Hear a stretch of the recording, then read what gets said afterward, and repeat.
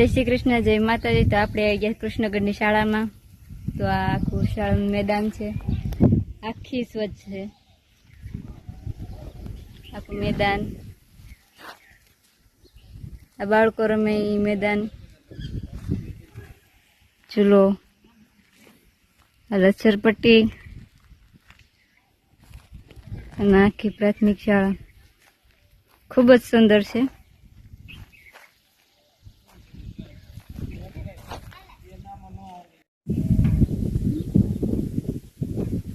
એને મજા આવે છે, इसका मजा।